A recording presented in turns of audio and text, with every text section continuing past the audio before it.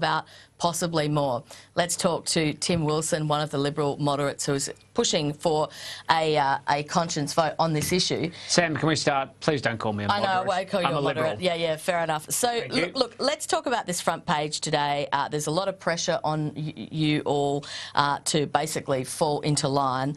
This is the front page, broken vows, suggesting that you have basically betrayed your electorate. What's your reaction to that front page? Well, firstly, that's not accurate. I have consulted over the past week with the Goldstein community consistently about this issue. Goldstein has the highest support of marriage for same-sex couples in the country. That has been shown in internal Liberal Party polling. It's been shown in polling commissioned by Australians for Marriage Equality this year. It's also been shown in polling that was released today. This is an issue that many of my voters care about on both sides of the ledger, and I have been trying to do the dutiful thing as a local representative to represent both sides of the view. And, 96% of the correspondence that comes into my office on this issue, unique correspondence, not just, campaign stuff, people writing letters, supports a change in law. But that doesn't diminish the 20% or thereabouts who have a different view. If you look at the 77-20, which is the published opinion poll, they have a right to have their voice heard. They're expressing to me very strongly that they want to have a plebiscite. And so for all those people, I hear you and I understand. And that's why we're having a discussion in the party room. We're very mindful and respectful of the fact that people feel there was a commitment. But unfortunately, when the plebiscite was defeated in the Senate, after I voted for it in the House of Representatives, we've always had to have a conversation about how we're going to resolve this issue. So is one way to resolve this issue that you agree to a postal plebiscite, you back away from your threat to suspend standing orders? Well, I have not made any threat along those lines, and this is one of the great overstatements. I know it's exciting for the media to talk about rebels and threats and everything else. I've explicitly ruled out voting for a Labor motion, a Labor bill. I'm just waiting to see what the decision of the party room is, and to try and make sure that we have a constructive dialogue where the entire party can move forward on this issue together. Now, we've had proposals like a postal plebiscite, and I suspect that's where you were going. I don't have any of the details of it, so I can't really offer any significant judgment. I'll reserve it until I actually see the details of it.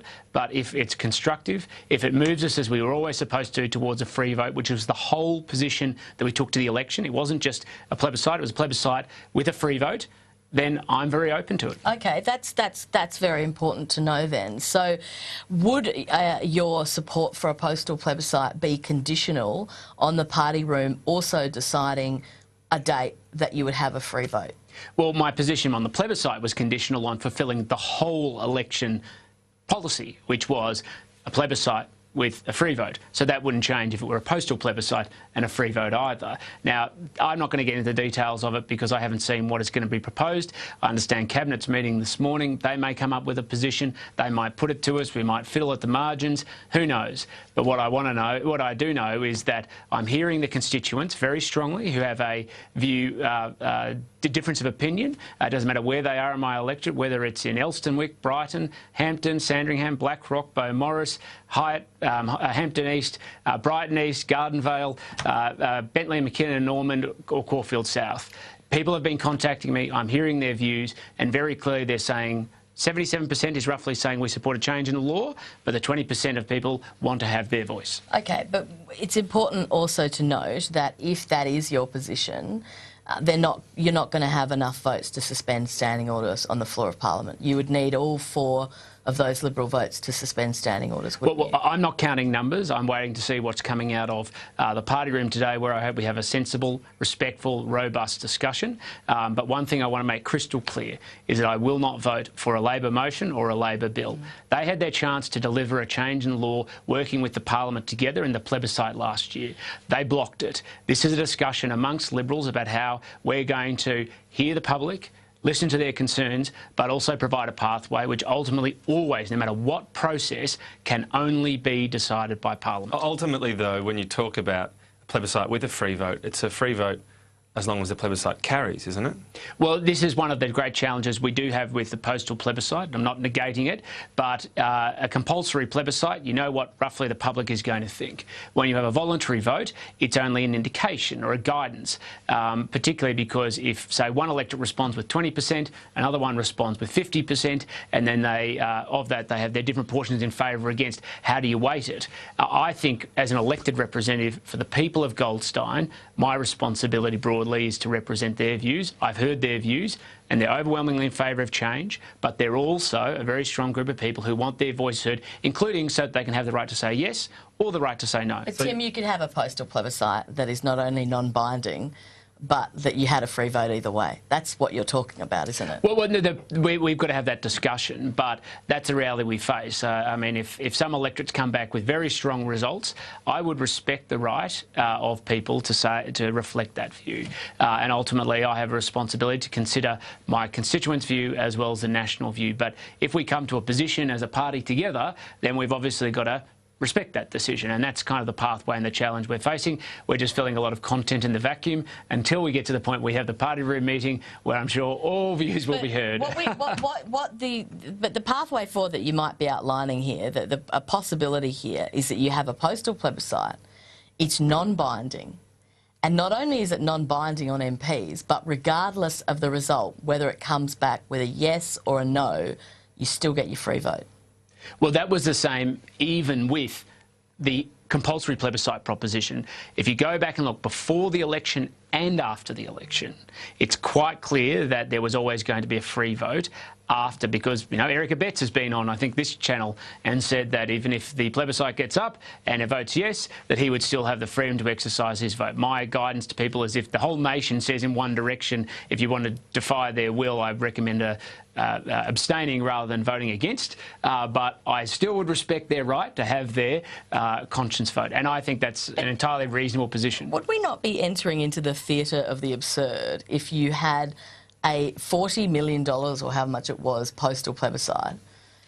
The result does not bind the MPs. And even the overall result, I mean, is that not just spending $40 million of taxpayers' money so that Malcolm Turnbull can sort out his problems with the Liberal Party? Well, as I've always said, every policy position leads us to a free vote back in the Parliament, because the Constitution, it's not about me, what I think, what Malcolm Turnbull thinks, Peter Dutton thinks, Matthias Cormann thinks.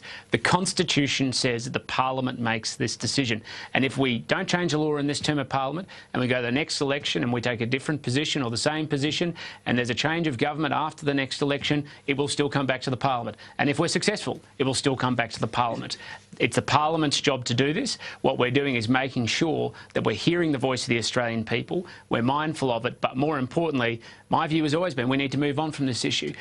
You know, and I know there's a famous clip of me talking about it, but I actually want to talk about the electricity price challenges that face my electorate and how we're going to bring them down. I want to talk about, and people say this to me all the time, that they want to see passion and commitment in dealing with the problems around the budget, cutting the deficit as well as debt. On the 29 seconds, though, the PVO, the famous 29 seconds, was that a stitch-up? Did you set that up before, or did you tell us what happened? Absolutely not. We actually booked the interview on the Sunday prior. It was on the Thursday, was the actual interview, before all this blew up, as just a regular appearance to talk about the politics of the day. What I said was I didn't want to talk about the issue because I had nothing new to say and I wanted my old statements to stand and not to be drawn. We didn't have the party room at that time. We didn't have the discussion that we've got now, or at least the constructive discussion got now. Yeah. And I just made my point and it proved it. Can I just ask you, though, the Anglican Archbishop of Sydney has spoken about wanting an anti-detriment clause. This is to do with, for example, bakers, musicians, and whether or not they'd have to provide their services in terms of a wedding of a same-sex couple. What do you make of their objection to this release yesterday? Well, what I've always said, and I've said this very publicly, is if you want to be a participant in designing the law, you have to work constructively in trying to find a way for a pathway to resolution of the law. I'm somebody who's very hardline about needing to preserve religious liberty. I've worked with many religious leaders and academics on how you could design a law, but ultimately they've got to come to the table and say, OK, we accept there's a pathway through where the law can change, but this is how we think you should do it. So if he wishes to do that, I'm welcome to his phone call. He can give me a ring. My office number is 039557 4644, and I'd love to have a chat. Now, I'm going to get into trouble for asking one more question, but we've talked all about process this morning. Yep. We haven't talked anything about why same-sex people want to get married. Yep. You're in a long-term relationship with your partner. You've spoken in the past about how this ongoing debate is a torment to you.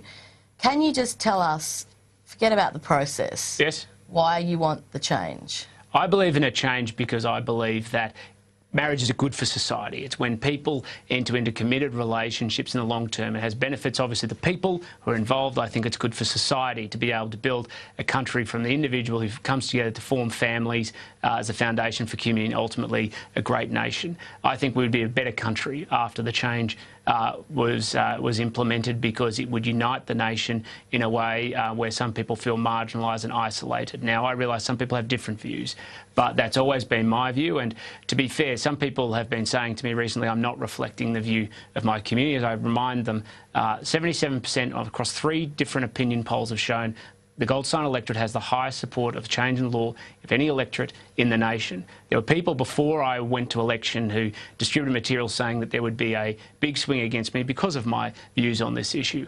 Not trying to be boastful, I went on to win the election with the largest majority in its history. I don't think this was the critical issue, but I don't think any people want anything other than us to move on, to focus on the issues that affect Australians, like electricity prices, like the budget, building a healthcare system for the 21st century. That's where Australians are focused and should rightly be focused, and I can't wait to have that conversation when media pundits are prepared to move on and the parliamentary party is prepared to move on. Wilson, that was spectacular. It was much longer than 29 seconds. Thank you for every second of it. Thank you, Sam. Thank you, Tom.